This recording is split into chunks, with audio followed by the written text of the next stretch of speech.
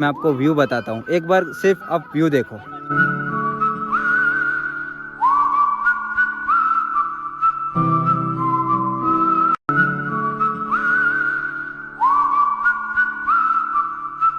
ये जो नज़ारा है ना, उसको फोटो में हम कैप्चर नहीं कर सकते, इतना प्यारा नज़ारा है।